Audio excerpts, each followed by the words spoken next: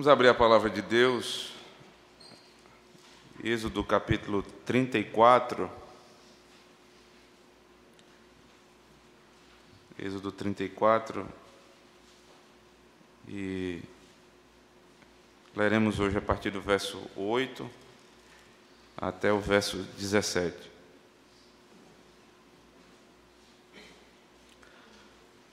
Êxodo 34, versículo 8. E imediatamente, curvando-se Moisés para a terra, o adorou. E disse: Senhor, se agora achei graça aos teus olhos, segue em nosso meio conosco, porque este povo é de dura cerviz. Perdoa a nossa iniquidade e o nosso pecado, e toma-nos por tua herança. Então disse: Eis que faço uma aliança diante de todo o teu povo. Farei maravilhas que nunca se fizeram em toda a terra, nem entre nação alguma, de maneira que todo este povo em cujo meio tu estás, veja a obra do Senhor. Porque coisa terrível é o que faço contigo. Guarda o que eu te ordeno hoje. Eis que lançarei fora da sua presença os amorreus, os cananeus, os heteus, os ferezeus, os heveus e os jebuseus. Abstente de fazer aliança com os moradores da terra para onde vais, para que te não seja por cilada. Mas derribareis os seus altares, quebrareis as suas colunas e cortareis os seus postes-ídolos. Porque não adorarás outro Deus, pois o nome do Senhor é zeloso. Sim, Deus zeloso Ele é. Para que não faças aliança com os moradores da terra, não suceda que, em se prostituindo eles com os seus deuses, e lhes sacrificando, alguém te convide e comas dos seus sacrifícios. E tomes mulheres das suas filhas para os teus filhos, e suas filhas, prostituindo-se com os seus deuses, façam que também os teus filhos se prostituam com os seus deuses. Não farás para ti deuses fundidos. Só até aí.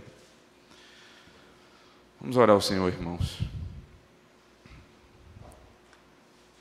Quando, na manhã do dia do Senhor, ouvimos o ministro da palavra, Senhor, elevando a voz para ler a Sagrada Escritura, temos uma certeza, Senhor. O Senhor mesmo falará conosco. Mas para que essa tua voz seja ouvida com nitidez, Senhor, nós queremos te pedir, abençoa em primeiro lugar as crianças da tua igreja. Acalma, Senhor Deus, cada uma delas, que elas possam desde já aprender a cultuar o Senhor.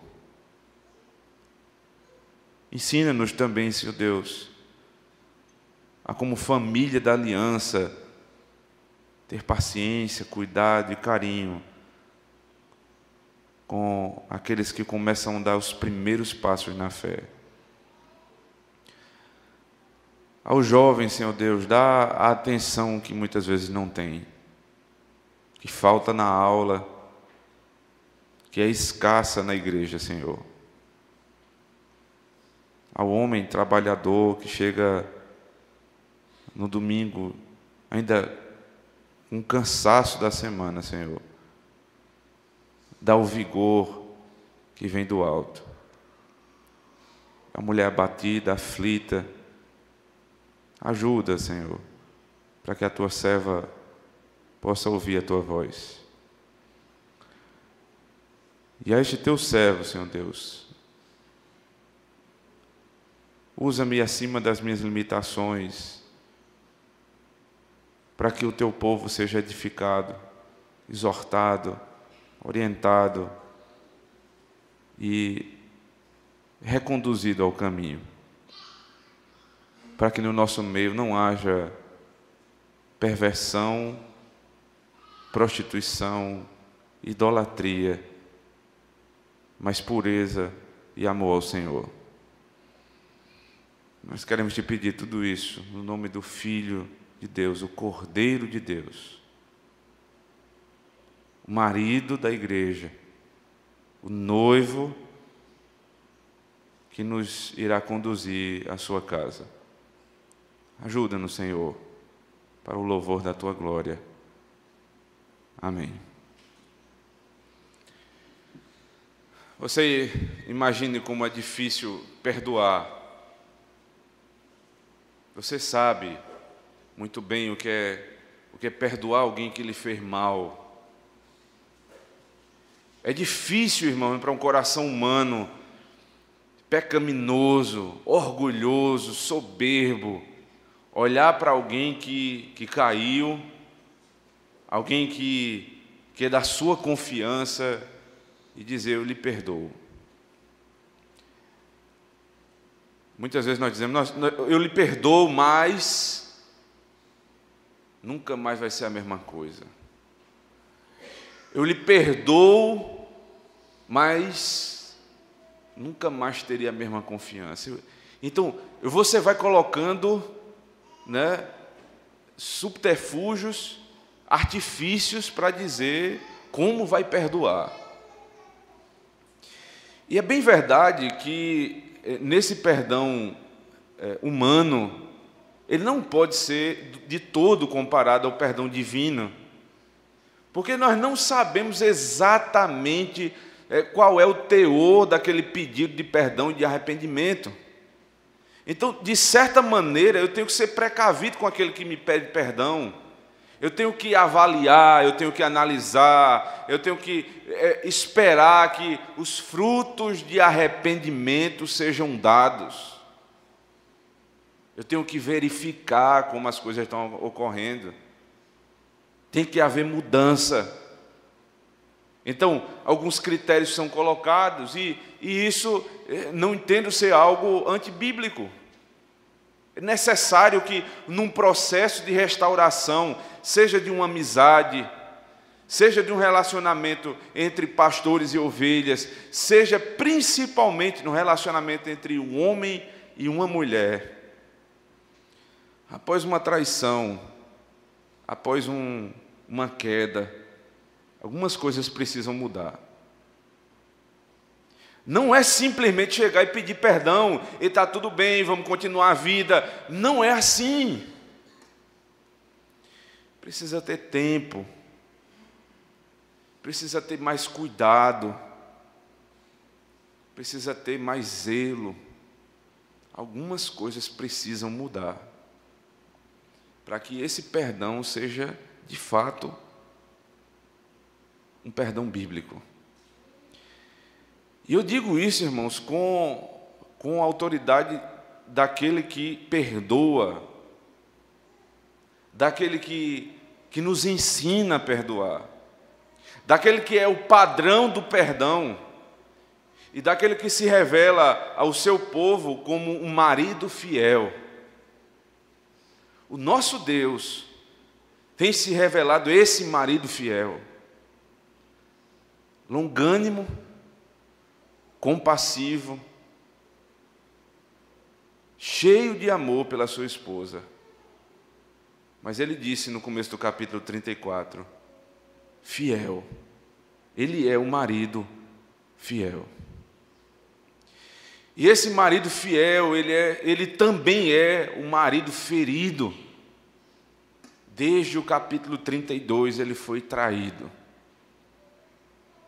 Ele tinha dito no início de Êxodo: eu vou tirar minha noiva, que é uma mulher rejeitada, oprimida, escrava. Eu vou tirar ela do monturo e eu vou levantá-la e eu vou dar glória a ela, dignidade a ela. Eu vou dar joias a ela, porque quando o povo sai do Egito, ele sai coberto de joias.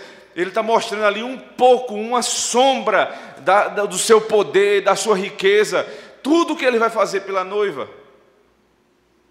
E ele só pede uma coisa a ela: não tenhais outros deuses diante de mim. Não farás para ti imagem de escultura, nem semelhança do que há em cima dos céus, nem embaixo na terra. E ele diz, por quê? Porque eu sou Deus zeloso. Eu sou um Deus zeloso. O conceito de zeloso aqui, irmãos, a palavra usada no texto original é a mesma que ciumento. Eu não sou só fiel, eu sou ciumento. Eu sou o Deus que tem cuidado com a minha noiva. Mas o povo de Deus, ouvindo essas palavras, coberto de joias dadas graciosamente na saída do Egito, pouco tempo se desviou do caminho. Pouco tempo pegou as joias que o seu marido deu, as riquezas do reino dele, e foi se prostituir com os ídolos. Fez um bezerro de ouro com os bens do seu marido. Esse marido agora volta irado, traído, amargurado do coração. E por meio do profeta ele diz, vocês quebraram a minha lei, vocês quebraram os votos do casamento. Moisés então pega as tábuas da lei e lança no chão e mostra aquilo que o povo fez. Quebraram os votos da aliança com o Senhor. Se tornaram a imagem e semelhança do ídolo, do amante com quem se prostituíam. Porque despidos, desenfreados no meio do arraial,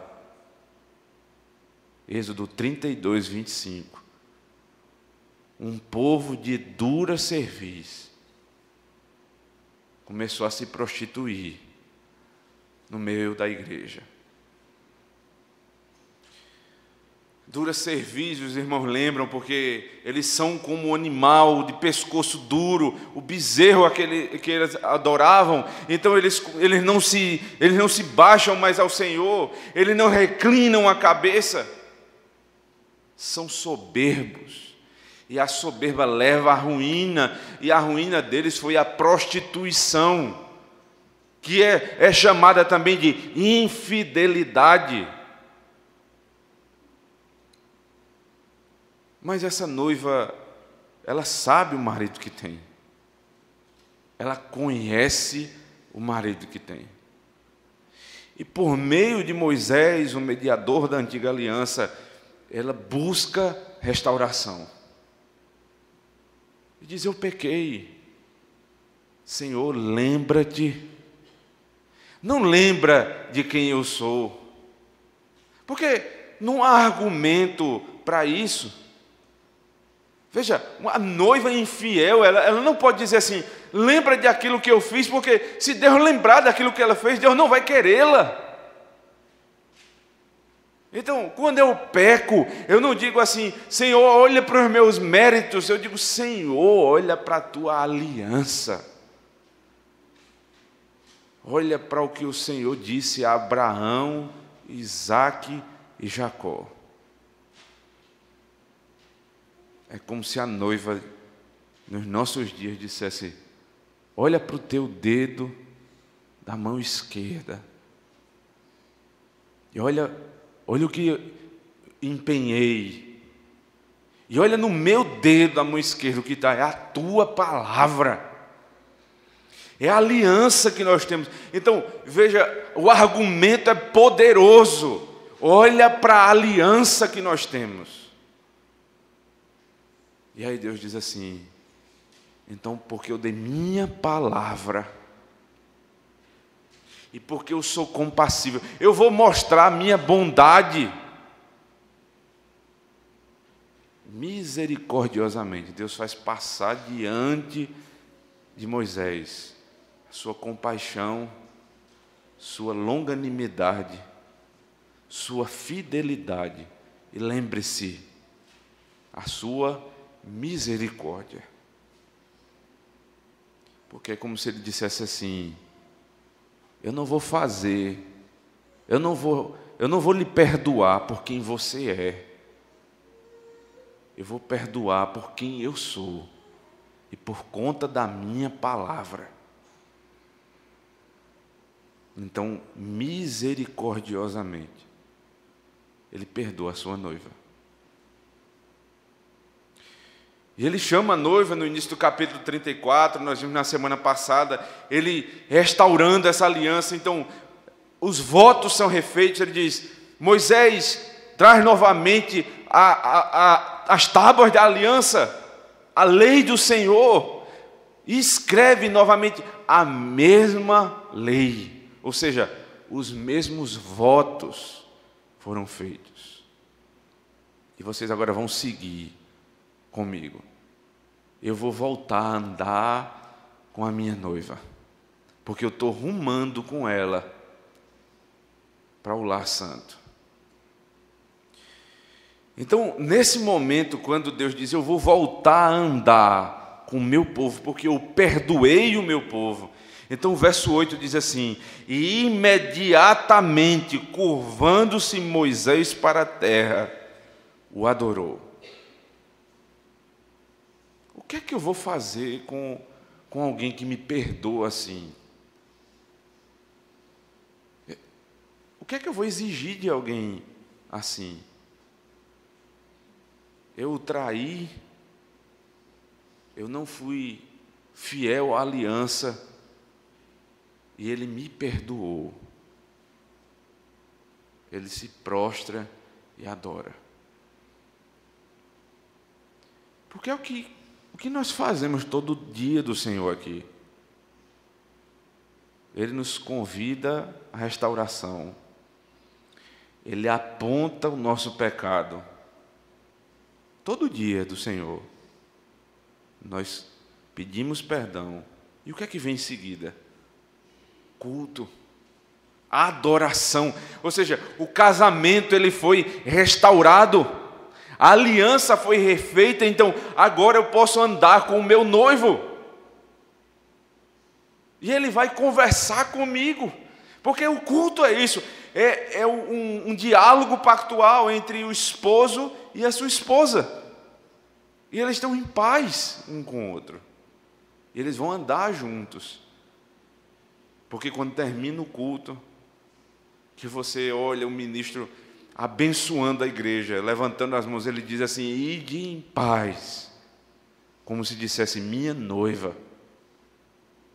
Mas ide em paz não é vão sozinhos que na próxima semana eu vou com você. Não! E eu estarei convosco todos os dias, até a consumação dos séculos, porque houve restauração. Então, se houve restauração, tem que ter mudança de vida. E se há mudança de vida, o meu caminhar com Deus já não é mais o mesmo. Ele diz: não vai haver ressentimento, eu não vou passar em rosto, mas tem que ser diferente a partir de agora. Veja como vai ser o caminhar desse povo. Verso 10. Então disse: eis que faço uma aliança diante de todo o teu povo. Farei maravilhas que nunca se fizeram em toda a terra, nem entre nação alguma, de maneira que todo este povo em cujo meio tu estás, veja a obra do Senhor, porque coisa terrível é o que faço contigo. Aí você pensa assim: coisa terrível, coisa má. Não, coisa terrível é coisa extraordinária. Eu faço uma aliança, veja, eu estou restaurando a aliança, e agora eu vou fazer coisa maravilhosa. Ele não é marido ressentido, que perdoa e passa em rosto, porque esse não é o padrão bíblico de perdão. Esse acabou. Eu vou lançar no mar do esquecimento. Então você, marido, e você, esposa, que perdoou o seu marido, que perdoou a sua esposa, você não pode lançar em rosto, porque não há ressentimento no nosso meio. Você agora vai seguir de maneira diferente. Então o marido diz assim, verso 11, nova orientação: guarda o que eu te ordeno hoje. Eis que lançarei fora da sua presença os amorreus, os cananeus, os heteus, os ferezeus, os heveus e os jebuseus.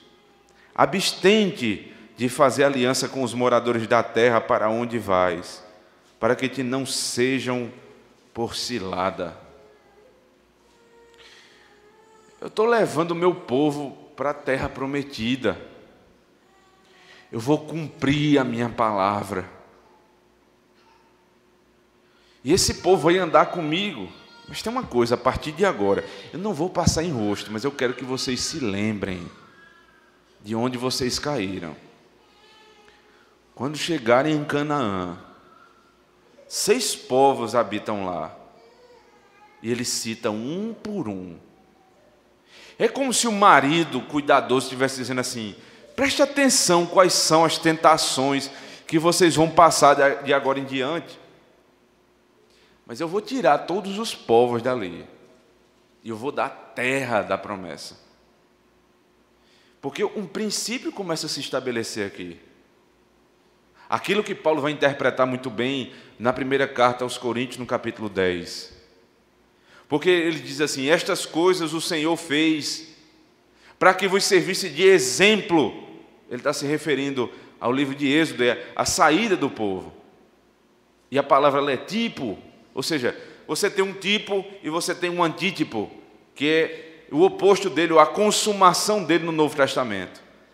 Então, o que está acontecendo aqui é um tipo, é um exemplo do que vai acontecer na história da nova aliança. Eu vou tirar o povo da terra, os ímpios da terra, para que vocês, que são a minha noiva, habitem nessa casa. Qual é o tipo aqui? Juízo para os ímpios, herança para os crentes. Qual é o antítipo? Essa terra que agora você mora e vê, vai ser destruída, para que os ímpios saiam dela, e a noiva volte para habitar nela, em santidade. Não faz sentido algum, qualquer escatologia, qualquer teologia dos últimos tempos que diga que ímpios e crentes vão habitar juntos aqui, na nova terra. Porque o princípio é esse. Eu vou tirar os heveus, os heteus, os jebuseus, os ferezeus, para dar essa terra ao meu povo. Ou seja, eu vou purificar a terra, para que a minha noiva habite nela. Mas tem uma coisa: quando vocês chegarem lá, enquanto eu estiver tirando esse povo, e quando eu tiver limpado a terra, porque para aí a analogia, né? Ela tem limite. Vocês não façam aliança com esses povos. Então, eles estão perdoados. Não há dúvida disso. Mas tem um detalhe: vocês têm que ter cuidado a partir de agora. Por quê? Veja o verso 14. Porque não adorarás outro Deus, pois o nome do Senhor é zeloso. Sim, Deus zeloso é Ele. Por que a palavra zeloso ela está sendo repetida aqui? Lembre-se do conceito: Deus é Deus ciumento. Qual é o contexto para falar em ciúme? Idolatria, que é infidelidade. Deus está casado com a sua igreja. A igreja tem outro Deus, logo a igreja é infiel. Qual o mandamento que está aqui sendo tratado? Aí você diz assim: primeiro mandamento, é verdade. Mas aonde dá a consumação dessa infidelidade? No culto.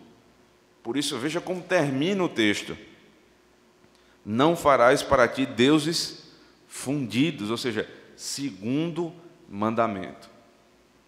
A ligação que há entre idolatria, prostituição, casamento misto e culto infiel. Você não tem como desassociar. Uma coisa leva a outra. Como é que começa a derrocada da igreja? Não é porque o pastor ele aposta toda a fé simplesmente, mas é porque muita coisa vem acontecendo. É porque a impureza entrou na igreja. Como é que essa impureza entra? Porque os filhos de Deus, eles agora se uniram aos filhos de Satanás. E Deus é Deus zeloso. Deus mostra o amor dele, irmãos, não só em perdoar, mas ele mostra também o amor que ele tem pela sua igreja, no fato de ser ciumento.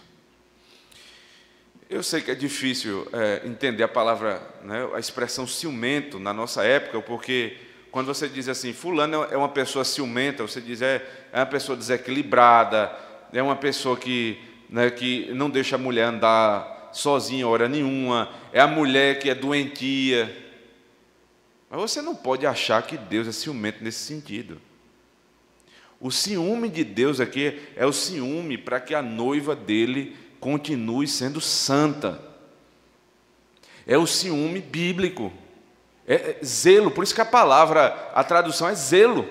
É porque um homem que ama a sua esposa, ele é zeloso por ela. Ele considera a aliança que tem com ela.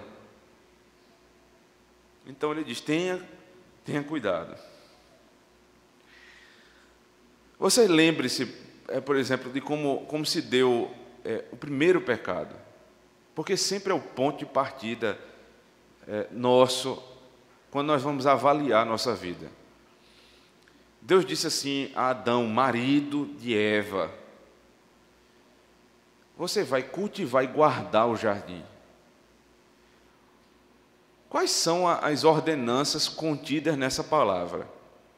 Você vai cultivar a terra, você vai cultivar tudo que eu lhe dei, você vai guardar o jardim.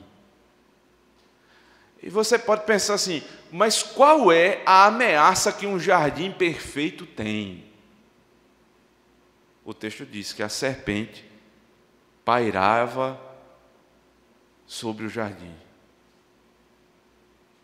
A serpente estava no jardim. Já houve uma queda no céu. Então Deus diz assim, cuidado para guardar a sua casa.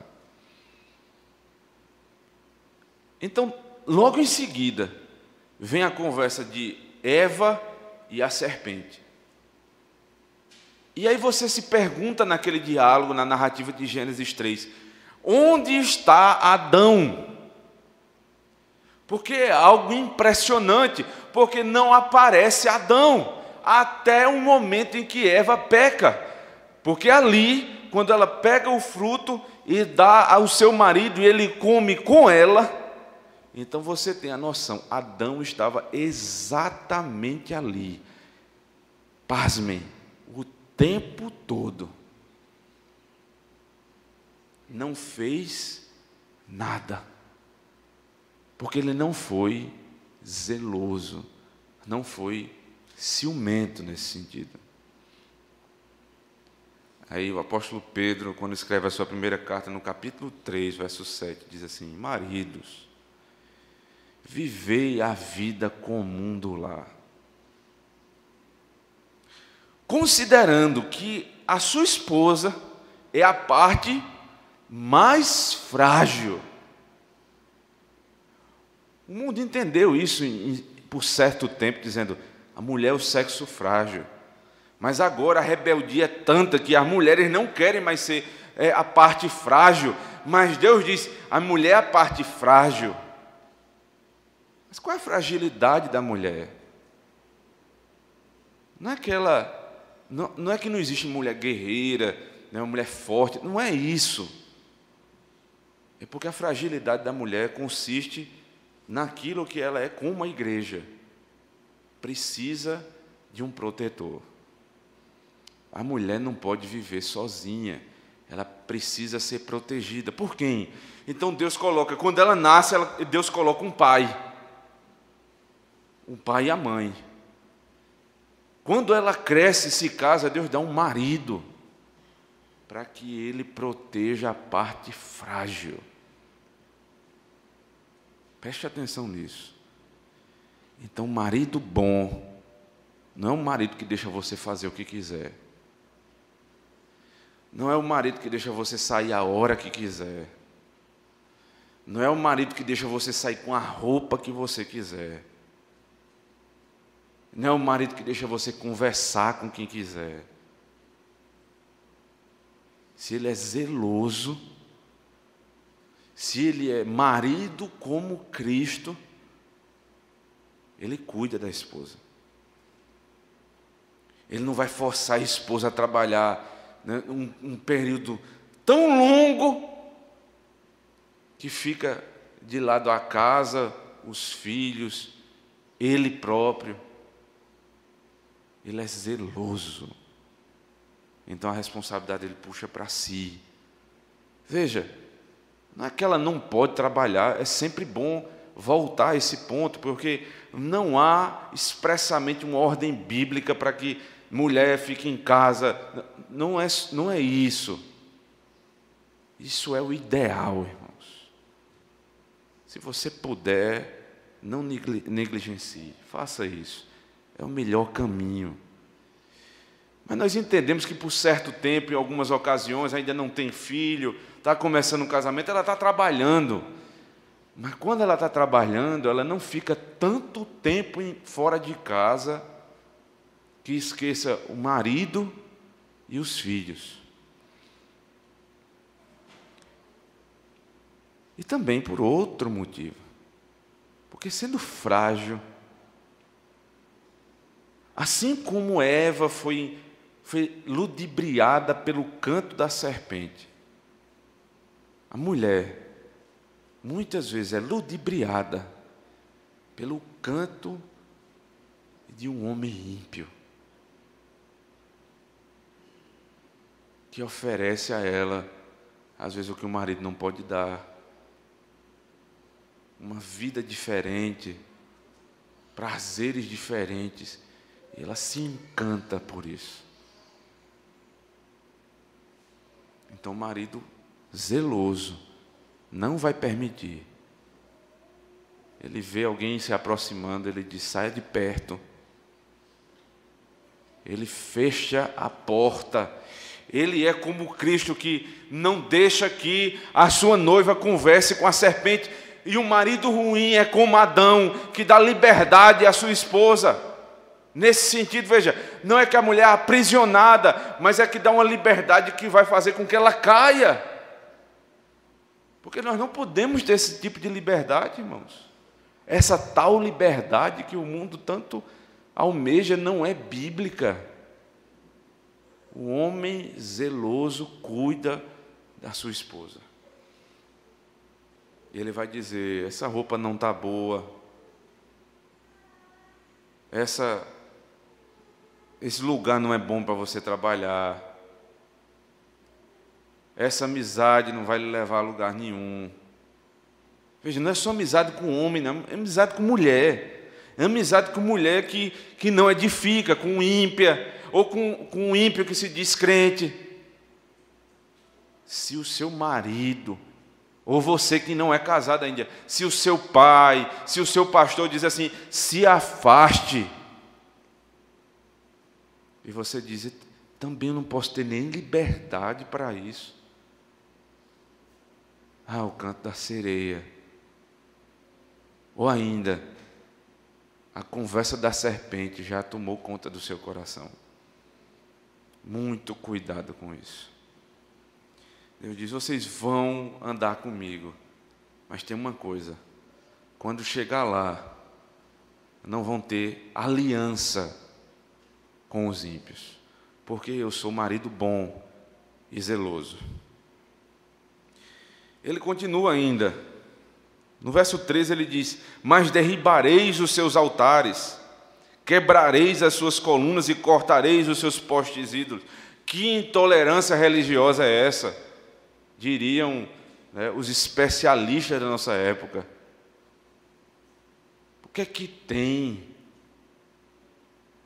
Não vai mudar nada ter um ídolo em casa, né, andar com esse povo, não tem nada demais.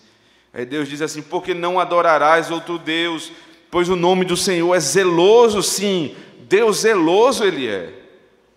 Para quê? E veja aqui, a associação que ele dá agora é: vocês vão cortar aliança com esse povo. Para quê? Ou seja, você tem uma consequência quando você faz aliança com o ímpio.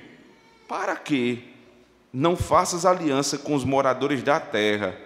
Não suceda que, em se prostituindo, preste atenção nisso, irmão, para você nunca mais tentar defender casamento de ímpio com crente. Em se prostituindo, eles com os seus deuses, e lhes sacrificando, alguém te convide e comas dos seus sacrifícios, e tomes mulheres das suas filhas para os teus filhos e suas filhas, prostituindo-se com os seus deuses, façam que também os teus filhos se prostituam com os seus deuses. Por que não pode casar ímpio com crente? Porque casamento aqui, veja a palavra que é usada, é aliança. Vocês não vão fazer aliança, pacto com os ímpios. Não pode fazer aliança com os ímpios. E os ímpios, eles são muito traiçoeiros. Muito. Ele diz assim: cuidado, né? No verso 11, final do verso 12, aliás, abstente de fazer aliança com os moradores da terra para onde vais, para que não seja por cilada. Veja a palavra que é usada aqui. O que é uma cilada? É uma estratégia. Porque Satanás sabe qual é a estratégia para fazer o povo de Deus cair. Sabe muito bem. Abra comigo Números capítulo 25, por favor.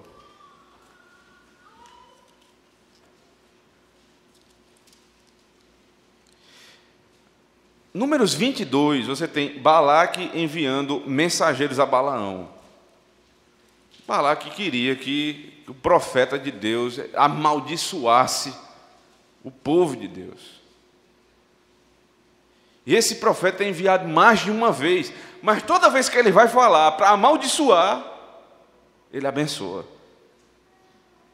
Porque qual foi a primeira estratégia de Satanás para fazer com que a igreja se desviasse? Ele queria usar um servo de Deus para falar contra o povo. E quando um servo de Deus, um ministro da palavra fala, é Deus falando, não é assim que nós entendemos. Então, se o profeta fala contra o povo, amaldiçoa o povo, logo é Deus amaldiçoando o povo. Então Deus já não é mais Deus fiel, Deus já não é mais um marido fiel. Mas quando o profeta fala, abençoa o povo. Porque cai por terra a primeira estratégia de Satanás. Não tem como fazer Deus ser infiel. Deus não vai amaldiçoar o seu povo. Então, vem na mente de Satanás uma outra estratégia. É o contrário. Agora eu vou botar a noiva contra o noivo. Como é que ele faz? Verso 1 do capítulo 25. Habitando Israel em Sitim, começou o povo a prostituir-se com as filhas dos moabitas. Veja, é exatamente a mesma linguagem. Casamento misto é prostituição. Estas convidaram o povo aos sacrifícios dos seus deuses. E o povo comeu e inclinou-se aos deuses delas. Veja, primeiro, foi a cilada. Veja as mulheres, elas são lindas. Casem-se com elas. Porque, se você olhar direitinho, não tem tanta mulher assim na igreja. E também diz a mulher: cadê os homens da igreja?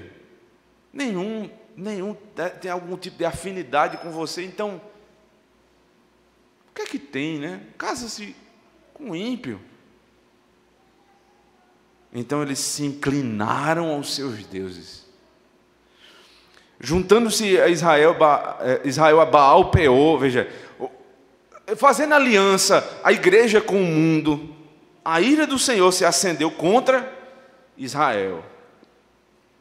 Disse o Senhor a Moisés: toma todos os cabeças do povo e enforca-os ao Senhor ao ar livre, e a ardente ira do Senhor se retirará de Israel. E a pergunta é: todos os homens de Israel tomaram mulheres ímpias? Certamente não. Mas qual é o princípio aqui, quando ele diz assim: Israel se uniu a Baal Peor? É porque parte da igreja está na prostituição. O que é que acontece com a igreja? A igreja toda sofre.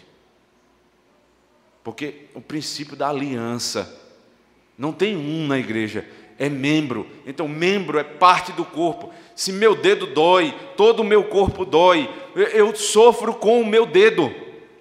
Se um membro em pecado não é tratado, o corpo todo sofre. A ira de Deus se levanta contra a igreja, quando o pecado não é tratado.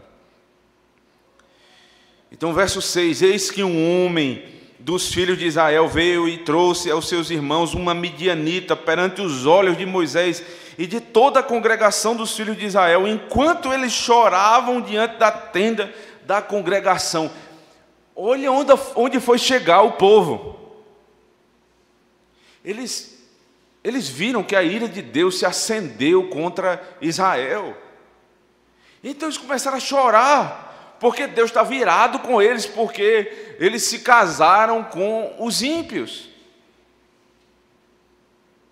Mas um abismo chama outro abismo. E já não há mais temor no coração, porque consciência silenciada é uma consciência que não me acusa mais. Um homem, imagine isso. Nós estamos chorando aqui porque a igreja caiu num pecado, né? Estão tratando ali o pecado. E um homem da igreja entra no culto com uma ímpia. Perdeu totalmente a vergonha, não tem mais vergonha nenhuma. E aqui vai mais, né? Ele passa no meio do acampamento, na frente de Moisés, e entra numa tenda. Ele vai ser um com o ímpio. O verso 7 diz assim: vendo isso, Finéias, filho de Eleazar, o filho de Arão, o sacerdote. Detalhes, né, de quem é Finéias. Finéias não é qualquer homem, é filho de Eleazar, filho de Arão, o sacerdote, ou seja, um levita, alguém que é fiel ao Senhor. E pegando uma lança, foi após um homem israelita ao interior da tenda e os atravessou, ao homem israelita e à mulher, ambos pelo ventre. E veja o que aconteceu. Então a praga cessou de sobre os filhos de Israel.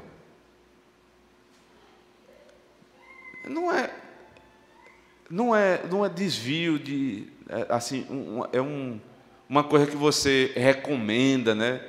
Não case com ímpio. Não é que não é pecado, é porque não é recomendado. É um conselho, um bom conselho. É uma praga.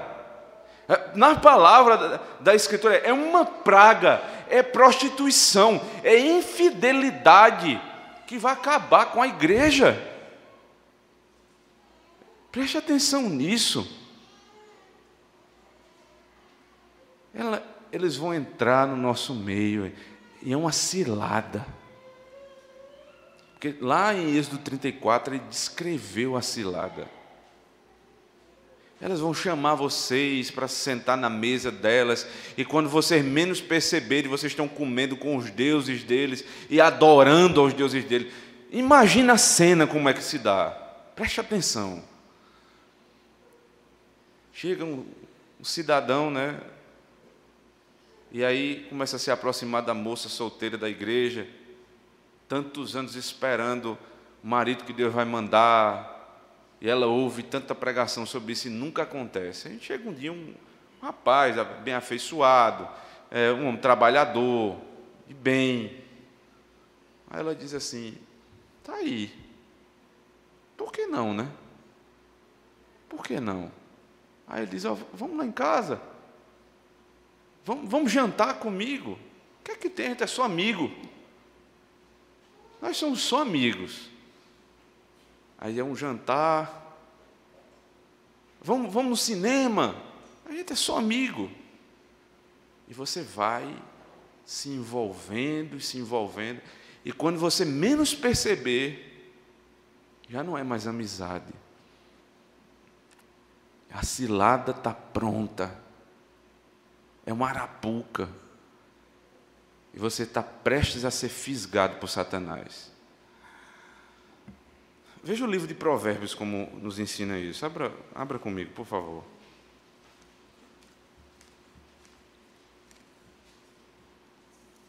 Provérbios 5.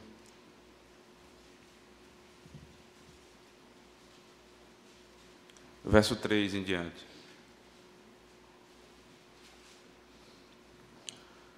Porque os lábios da mulher adúltera destilam favas de mel, e as suas palavras são mais suaves do que o azeite, mas o fim dela é amargoso como o absinto, agudo como a espada de 2 gumes. Os seus pés descem à morte, os seus passos conduzem-na ao inferno. E ela não pondera a vereda da vida, anda errante nos seus caminhos e não o sabe. A mulher adúltera aqui, irmãos, é exatamente a mesma imagem. É aquela que vai lhe levar para o adultério. E a aliança entre crente e ímpio, nós vimos, é adultério, é prostituição, quebra do 7º mandamento. Como é que ela vem? Os lábios dela são como favos de mel. Você acha mesmo que ela vai chegar, ou ele vai chegar e vai dizer assim: olha, eu sou filho de Satanás, está vendo aqui meu chifre, meu tridente, agora eu vou lhe levar para o inferno? Ela não vai dizer isso. Vamos jantar, o que é que tem? A gente é colega de trabalho. Vamos ali, a gente vai no cinema, um filme bom está passando aí no cinema, tem nada demais, você fica na sua. E aí vai se dando. Agora, Provérbios 6, verso 25. O alerta: não cobices no teu coração a sua formosura, nem te deixes prender com as suas olhadelas. Por uma prostituta, o máximo que se paga é um pedaço de pão, mas a adúltera anda à caça de vida preciosa. Veja que não é só casar com ímpio, mas é o homem casado que também fica preso pela olhadela da mulher que não é a mulher da sua mocidade. E o homem, ainda que não seja a parte frágil da relação, é pecador e precisa atentar para isso, irmãos. Você, homem, não ache que você está acima do bem e do mal. Nós não estamos. Então, ela vem lisonjeando. O que é lisonjear? É aquela mulher que diz: como você está charmoso hoje. Você está elegante. E você começa a se envaidecer. Não é sua mulher, mas você gostou. E aí No outro dia, quem sabe, vamos conversar aí, vamos tirar um dia, a gente sai. Não, eu sou casado, mas não tem nada demais. E ela vai lisonjeando. Aí o texto diz: por uma prostituta, o máximo que se paga é um pedaço de pão, mas a adúltera anda à caça de vida preciosa. Vamos para minha casa. Está tudo pronto. Lençol, cama. Meu marido foi embora, Provérbios 7. Viajou, não está aqui. Ninguém vai saber. E você cai na dela. É prostituição para a sua vida. Morte, destruição para casa. E não para por aí. É a derrocada da igreja. Porque você não foi fiel à mulher da sua mocidade. Esses são os riscos. Mas aí vem o nosso tempo dizendo: não tem nada demais, pastor. Radicalismo. Sendo bem contextual mesmo, coisa de neopuritano. E eu não sou neopuritano. Coisa de filho de Deus. Porque filho de Deus não se associa com o mundo. Não vos associeis com este mundo. Não, você não deve ter associação, por exemplo, íntima de amizade. Porque é muito estranho. Você tem um amigo fora da igreja que é o seu cúmplice, é a pessoa que você vai lá, né, falar da sua vida para aquela pessoa. E a mulher, a melhor amiga dela é uma descrente. Não tem nada demais. Ora, não há associação de Israel com Baal Peor, para que a ira do Senhor não se acenda. Tem um livro de A.W. Pink, está disponível em PDF na internet, chamados à separação, chamados à santificação, uma coisa do tipo. E Pink, ele vai tratar desses níveis de separação entre a igreja e o mundo. Ele fala de amizade, ele fala de cumplicidade, ele fala de sociedade, e tem um momento em que ele vai falar da relação marido e mulher. É uma citação conhecida dos irmãos, inclusive que eu já usei aqui, mas é bom relembrá-la. Ele diz assim: não vos prendais em julgo desigual. Isso se aplica ao casamento. Há apenas duas famílias neste mundo: os filhos de Deus e os filhos do diabo. 1 João capítulo 3, verso 10. Se então uma filha de Deus se casa com um filho do maligno, ela se torna uma nora de Satanás. Um filho de Deus, uma filha de Deus casada com um filho de Satanás. Ela é nora de Satanás. Se um filho de Deus se casa com uma filha de Satanás, ele se torna um genro do diabo. Por um passo tão infame, uma afinidade é formada entre um pertencente ao Altíssimo e um pertencente ao seu arqui-inimigo. Você se casou com o seu arqui-inimigo. Linguagem forte? Sim, mas não muito forte. E o amargo colher da semeadora. Em todo caso, é o pobre cristão que sofre. Leia as histórias inspiradas de Sansão, Salomão e Acabe, e veja o que se seguiu às suas alianças profanas em casamento. Assim como pode um atleta que, tendo ligado a si um peso pesado, esperar ganhar uma corrida, preste atenção, semelhantemente um cristão espera progredir espiritualmente ao se casar com um mundano. como a vigilância em oração é necessária na regulação de nossas afeições.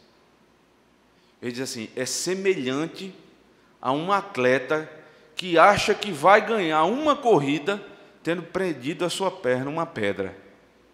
É você, cristão, que acha que vai poder viver na prostituição, na imundície sexual e num casamento misto, e mesmo assim progredir na fé.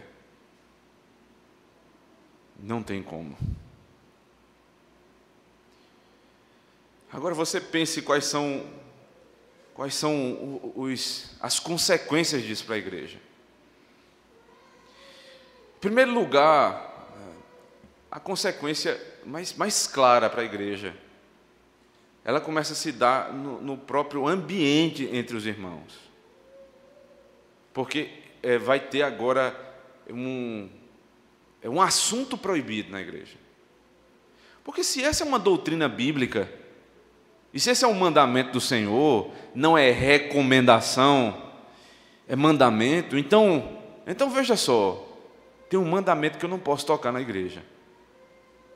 Porque às vezes os filhos dos presbíteros estão envolvidos nesse tipo de casamento ímpio. É o filho de um diácono que se casou com uma ímpia. É o irmão que contribui muito, então não toca no assunto, pastor, porque senão o irmão vai embora. Pode acontecer também o caso de você dizer assim: pastor, no culto da noite, aquele culto onde eu vou trazer a minha namorada. Aí, pastor, não é crente, eu vou pedir uma coisa ao senhor. Pegue leve. E aí já o culto não é mais o mesmo. A pregação foi esvaziada de autoridade, porque tem um mandamento na igreja que não pode ser tocado. Porque no nosso meio existem casamentos mistos entre filhos de Deus e filhos de Satanás. Agora, uma outra implicação. Como é que se dá a criação desses filhos?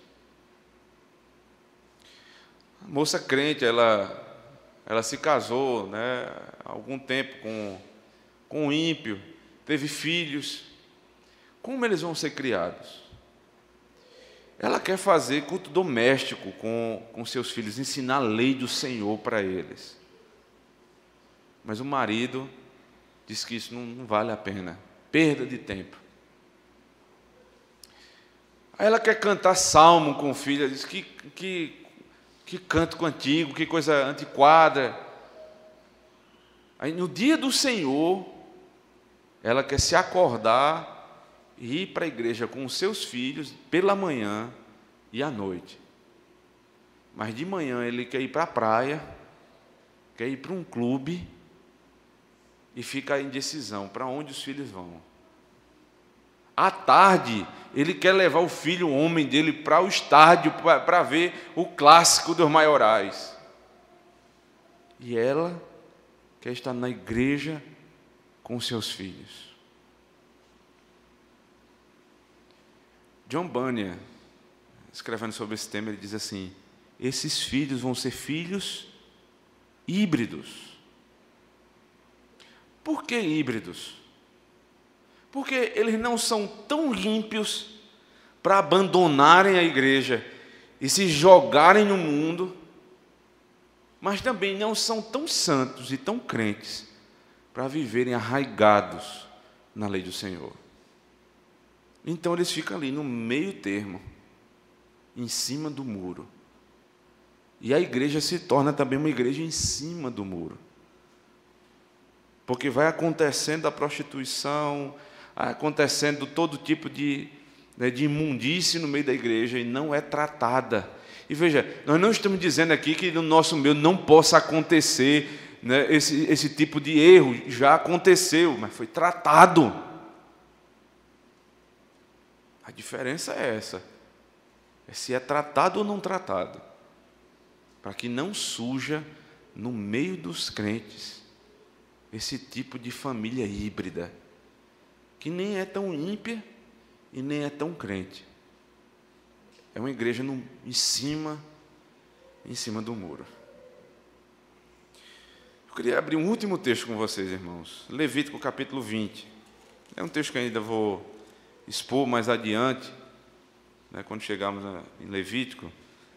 Mas é bom ver como essa ligação é muito forte.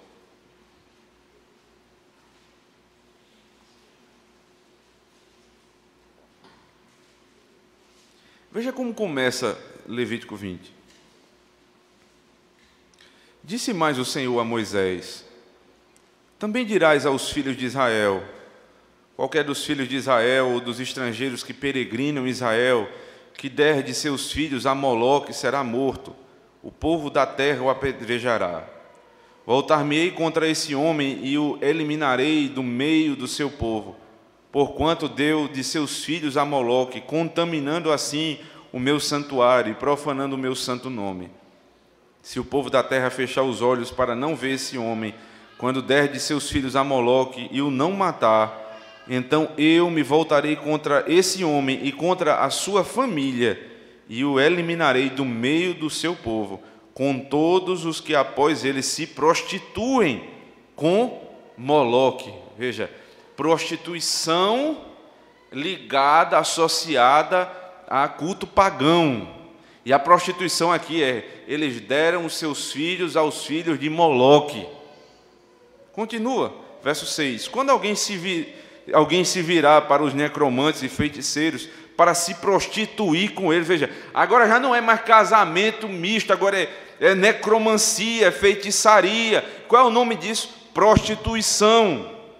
Eu me voltarei contra ele, o eliminarei do meio do seu povo.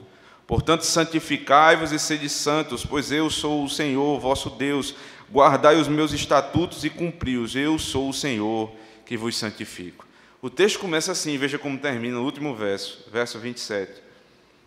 O homem ou mulher que sejam necromantes ou sejam feiticeiros serão mortos, serão apedrejados, o seu sangue cairá sobre eles. Claramente, irmãos, o tema desse texto é necromancia, idolatria. Está claro isso. Mas a estrutura do texto aqui é chamada estrutura de envelope, né? Você tem uma verdade que começa o texto e uma verdade que termina o texto. Ela está chamando a atenção para o tema. No meio, no miolo do texto, está a descrição do tema, como ele se dá. Agora veja a descrição. Se é idolatria, como é que a idolatria entra na igreja? Verso 10. Se um homem adulterar com a mulher do seu próximo, adultério. Verso 11. O homem que se deitar com a mulher de seu pai, incesto. Verso 13. Se também um homem se deitar com outro homem, homossexualismo. Verso 14. Se um homem tomar mulher e sua mãe, incesto. Verso 15. Se também um homem se juntar com um animal, bestialidade. E assim por diante. Qual foi o primeiro problema? Se os teus filhos se casarem com os filhos de Moloque, ou seja, a impureza, a imundície começa assim, quando um crente se casa com um ímpio. É cilada, Êxodo 34, porque é com estratégia maligna, é contra a vontade de Deus, porque é mandamento, e é sinônimo de rebeldia de alguém que já foi perdoado. Porque ele disse assim: eu lhe perdoo, mas agora você precisa viver de maneira diferente. Derrube os altares, quebre os postes ídolos, e aí eu vou andar com você. Como é que essa verdade ela se aplica ao Novo Testamento? Abra comigo, segunda carta aos Coríntios,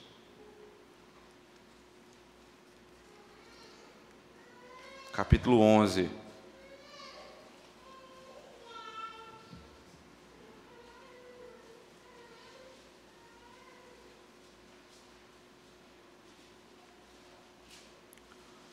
A linguagem do Novo Testamento é ainda mais clara a respeito de casamento entre Deus e a igreja, né? Porque você tem Cristo como noivo, a esposa é a igreja. Você tem julgo desigual, muito claro na primeira carta aos Coríntios, no capítulo 6. Deus não permite o julgo desigual. E agora ele diz assim, na segunda carta aos Coríntios, capítulo 11, verso 2.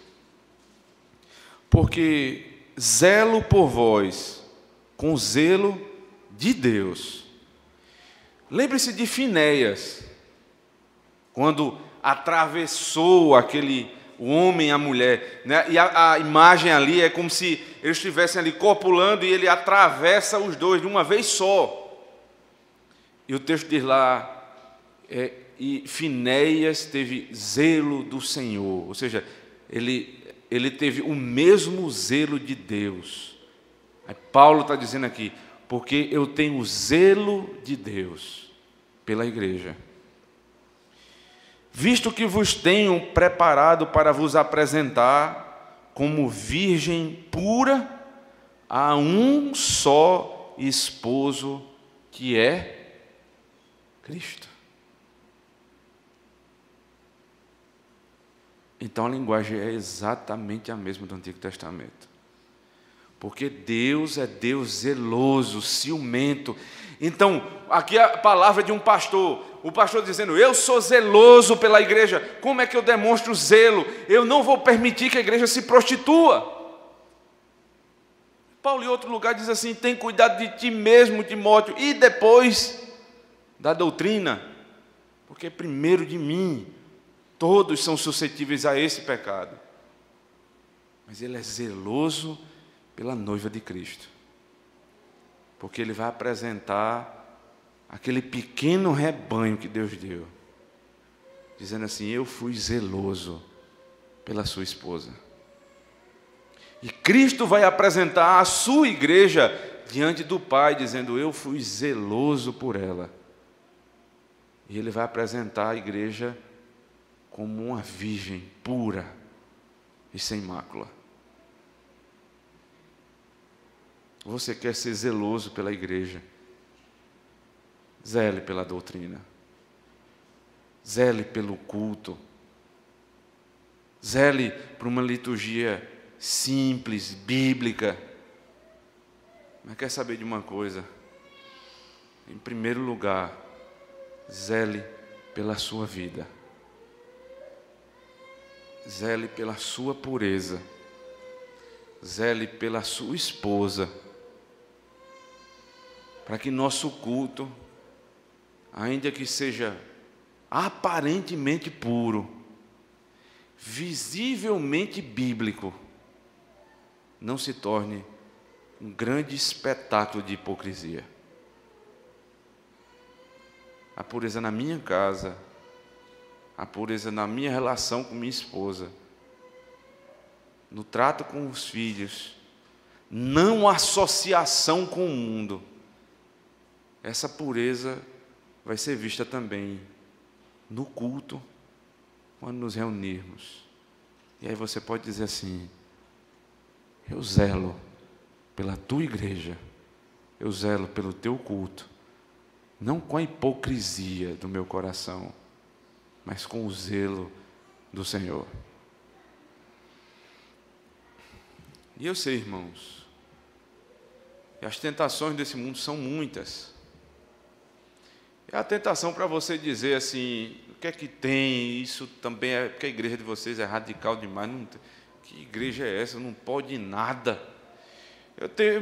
Eu mesmo tenho irmãos, amigos, né, que casaram com ímpios e se dão muito bem. Que vivem muito bem.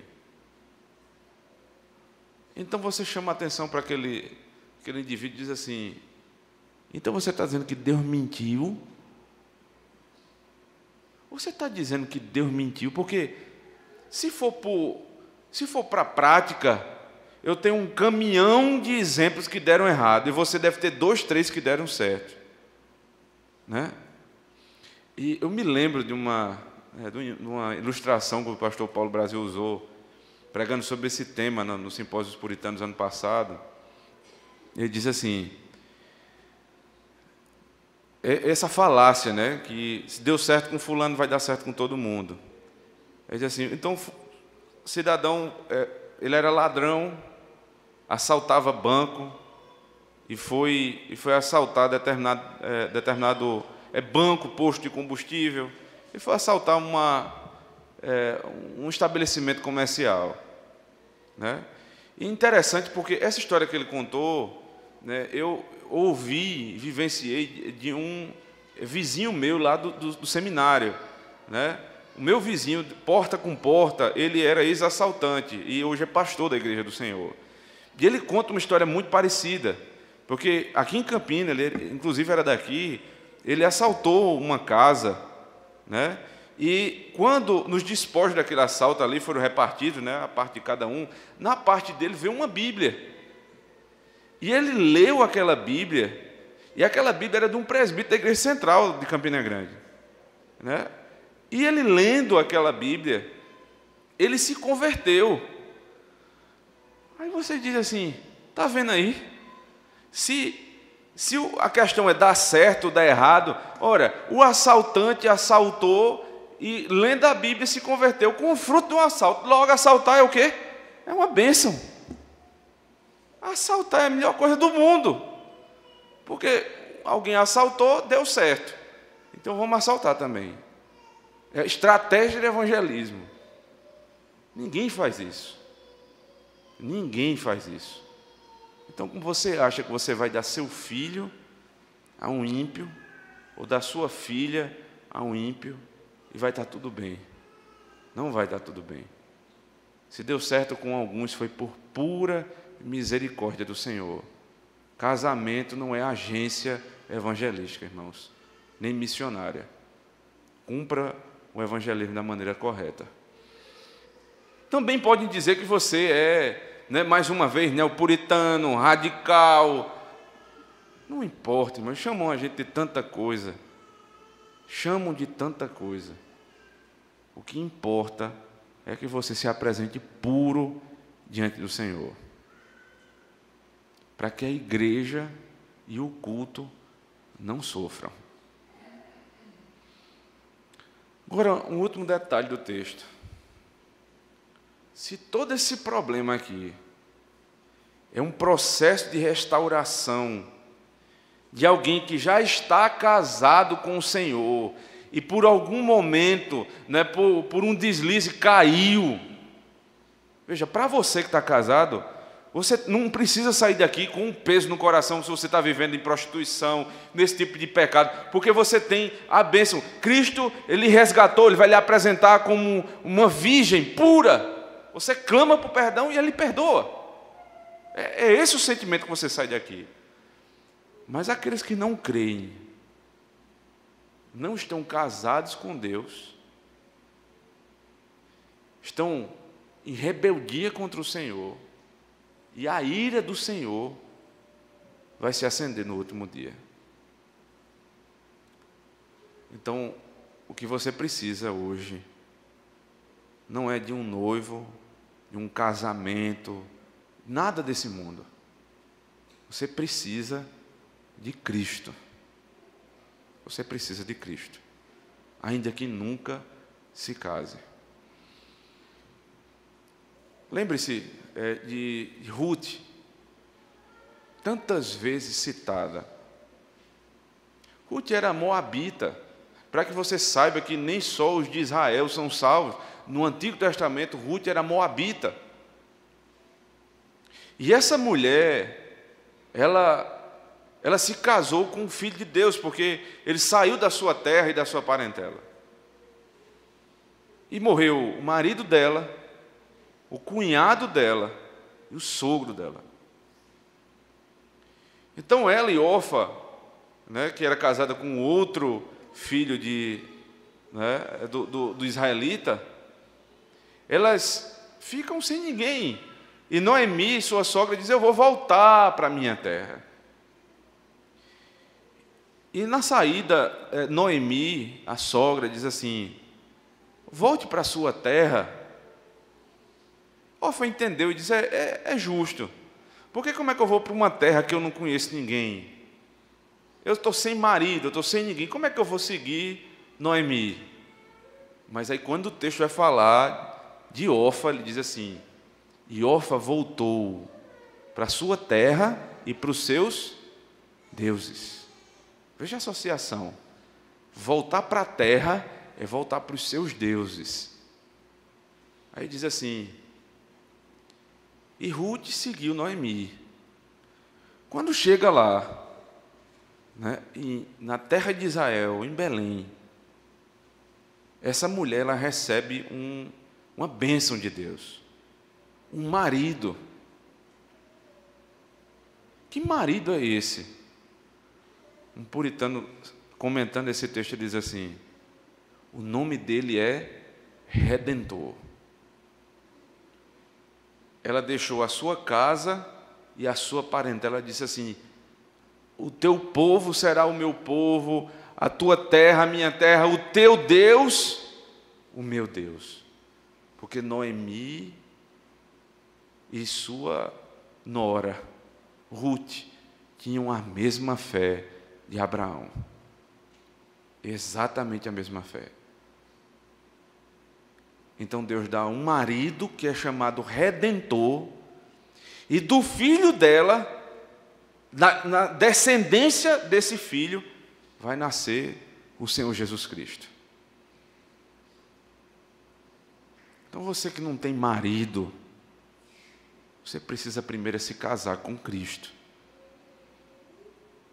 E esse Cristo pode lhe dar um marido como ele, e pode lhe dar filhos que serão chamados filhos da aliança.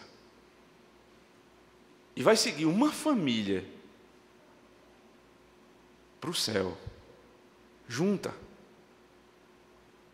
Não vai ter essa história de eu quero ir para o jogo, o outro quer ir para a igreja, eu quero ensinar a lei de Deus, a lei de Satanás. Vai viver a família debaixo da lei do Senhor. E lá no último dia, quando os filhos, os pais morrerem, os filhos morrerem, quando a eternidade chegar, você e aquele que foi seu esposo na terra e seus filhos na terra vão morar juntos. O casamento no Senhor começa agora e vai para a eternidade. Porque, como eu sempre digo aqui, é o primeiro púlpito onde o Evangelho é pregado. Quando um homem de Deus se une a uma mulher de Deus e formam um casal. Todo o resto é prostituição e idolatria. Que o Senhor nos abençoe, irmãos, a termos casamentos em Cristo.